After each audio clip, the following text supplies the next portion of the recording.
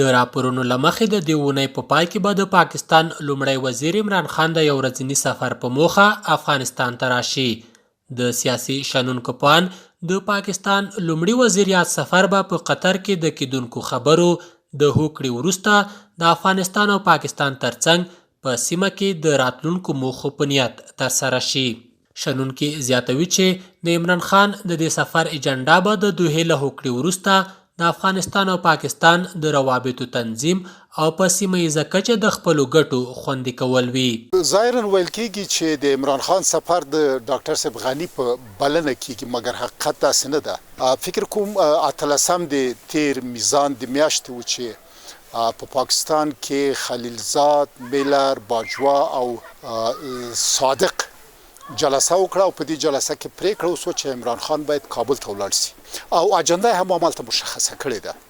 او په هغو مسایلو باندې بحث وکړي چې د دواړو هیوادونو روابط وروسته له توافقنامې د صلح نه څنګه تنظیم او څنګه ترتیب سي. د طالبانو سره خبرې چې په دوحه کې دي هغه هم فعلا ډېرې په کندۍ روانې دي او د هدف دا چې دغه خبرې بیرته په مخ لوړې شي او په ضمن کې دریم اړخ د امریکې متحده ایالات دی او هغه دا ده چې فعلا د اډمنسټریشن د امریکې چې شلم د جنوري نه بیرته فعال کیږي هغه د پوره چې ټرمپ وکولای شي چې عسكر د افغانستان نه راوبسي او په ځمه کې د عمران خان کومک ته هم ضرورت لري په دې حصہ کې چې د پیس پروسه هر څومره زر شي ګړندې شي. د اوریا په وینا چې پاکستان په افغانستان کې د هند له نفوذ او له افغان خاورې د پاکستان په ضد له اقداماتو په ویره کې دی چې له افغان چارواکو سره د عمران خان د لیدنو یو مهم اړخ به د همدې مسلې مطرح کول وي.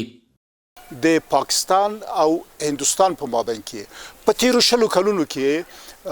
ټول حکومتونه چې افغانستان ته راغلي که هغه کارزی صاحب و که هغه ډاکټر صاحب غني و په یو اړخیز ډول باندې زیات ارزښت و هندوستان ته ورکړی ده او دغه زیات ارزښت ورکول هندوستان ته په خپله باعث د دې کېږي چې